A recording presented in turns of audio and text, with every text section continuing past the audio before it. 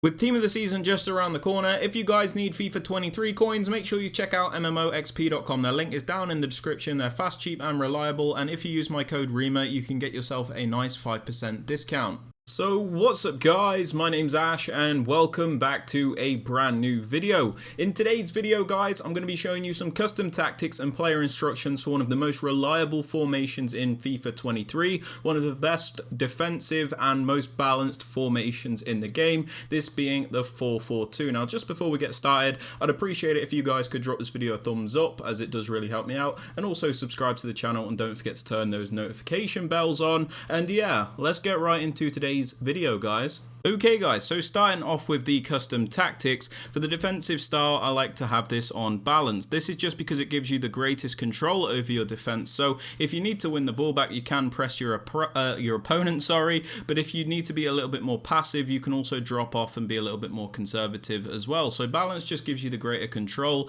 I don't suggest using pressure tactics much in this game because your stamina does deplete after a while and then your players become pretty useless, so I think balanced is the way to go personally.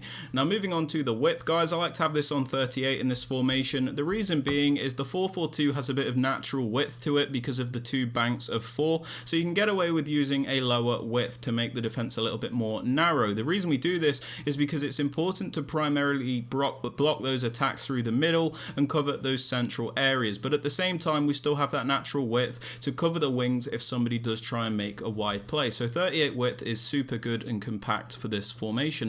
It's not a specific number you have to use, it's just one I'm using at the moment. You can up it or lower it if you want.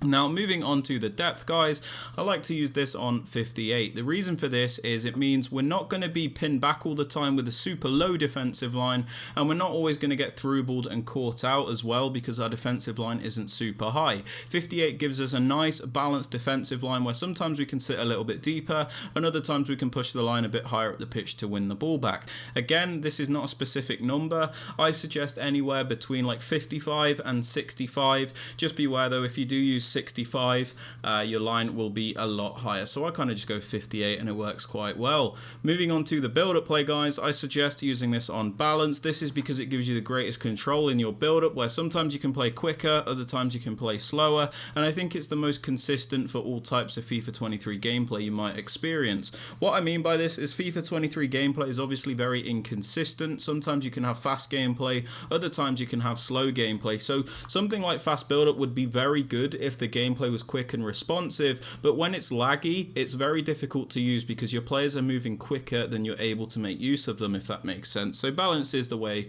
I suggest to go.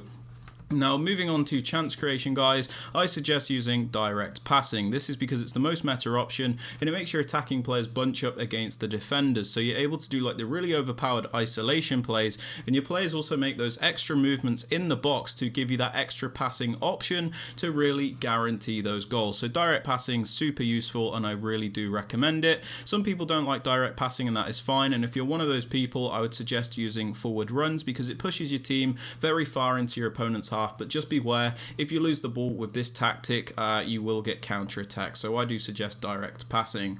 Now moving on to the attacking width, I like to have this on 45. This is so we're not too narrow in our attack, but at the same time we're not super wide either, because the problem is if we have the width too high our players feel too spread out and it's very difficult to link up any of the plays because your players are just too far apart to connect those passes, so you're gonna have to like fire missiles just to play a simple pass. Similarly, you don't want to really narrow width, otherwise your players are like sat on top of each other and you're not really going to make much use of that. So somewhere in the middle like 48, 49, anything like that, 45 to like 55 I'd say is good. But yeah, just use like a nice balanced width so you can really make the most out of this formation. As for players in box, I like to have this on 5. This is because we can get some players into the box to create those chances, but we don't overcommit the entire team to the point where we get counter-attacked, so it is very nice and balanced. As for corners and free kicks, these are both on 1 because there is a corner kick routine that I use, which requires both of these to be on 1. Link to that in the top right hand corner of the screen. Moving on to the players you want to use guys, in the 2 striker positions, I suggest suggest using like a creator and a finisher. So your more clinical finisher is going to be there to obviously like finish all those chances, and then you have like a more creative player next to him just so you can really mix up the attack and get the most out of the front line. If you have two one-dimensional finishers, you're kind of restricted to just lumping in crosses and through balls, so you don't really want that. So I do suggest like a creator and finisher, but it's not something you have to do if you don't want to. Now moving on to the right mid and the left mid, I suggest using good winger style players. You don't have to worry about their defensive stats.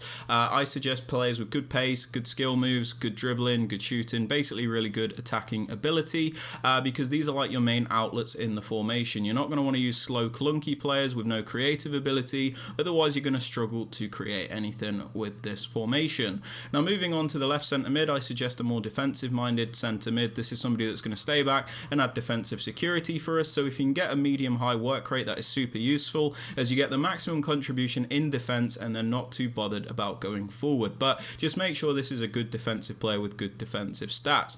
Now moving on to the right centre mid, I suggest using a more box to box style player. This is somebody that is going to attack and defend and has a bit more of a free role in this team, because it really does help with the transitional play. So you're going to want somebody with a high work rate if you can get it, so you get the maximum contribution in attack and defense. But if you can't get that, just ensure that this player has really good, well-rounded stats on his card. Moving on to the two fullbacks, I like to go for a bit of a balance between the two, where I have Roberto Carlos, who's a bit more technical and better on the ball, but maybe lacks that physicality in defence. And then in the right back position, I have a more defensively sound player, which maybe isn't as good on the ball. That's just like a balance thing that I like to do. You guys don't have to do that if you don't want. As for the centre backs and the keeper, these just need to be as good as you can get them. There's not much to say about them. Moving on to the player instructions, guys. On the more finisher, poacher, whatever you want to call him, striker, the one that's there to just finish off all your chances, I suggest having him on stay central and getting behind. We have him on stay central, so he's always in the correct position for a striker. We don't want him drifting off super wide out of position, so it's important that he stays central. And then we have him on getting behind, so he's always looking to make those runs to get in on goal, so he can always finish off those chances.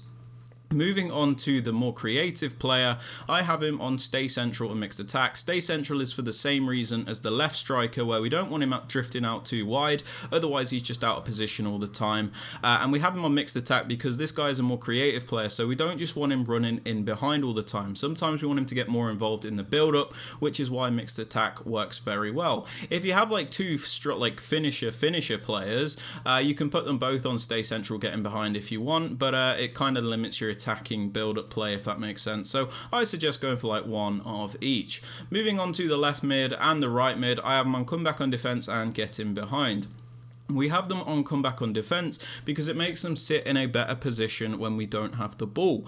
If we don't have them on comeback on defense, if we have them on something like basic defensive support, sometimes they can get a little bit lost when we don't have the ball, and it makes the team set up in like a 4-2-4 shape, which we don't really want. So putting them on comeback on defense just means they're going to be in the correct position when we don't have the ball, and it also really helps with build-up play because they're closer to the rest of the team when we do get the ball back. So it is really good for transitions. We also have them on getting behind, so they're always looking to make those runs down the wing, otherwise these players can be a little bit static, which we do not want. Now moving on to the left centre mid, the more defensive minded midfielder, we have him on stay back while attacking and cover centre. We have him on stay back while attacking because he is a more defensive minded player, so we don't always want him going forward. And then we have him on cover centre, so he does cover the central areas when we don't have the ball, which is super important, otherwise people can just run right through the middle.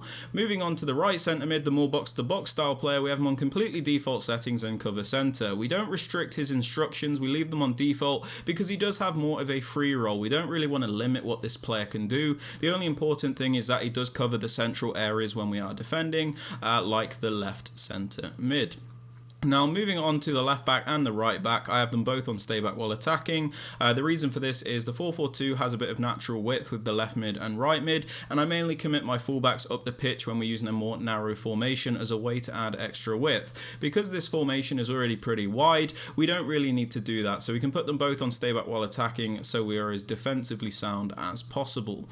As for the centre backs and the keeper, we leave them on default settings and we do not touch them. But yeah guys, they're my custom tactics and the player instructions instructions for the 442. If you guys have enjoyed or found this useful, I'd very much appreciate it if you could drop it a thumbs up. Subscribe to the channel if you are new so you never miss out on any videos like this one, and don't forget to turn on notifications so you are notified when a video is posted. And with all that aside, guys, I hope you have a fantastic rest of your day, and I will catch you all in the next one. Peace.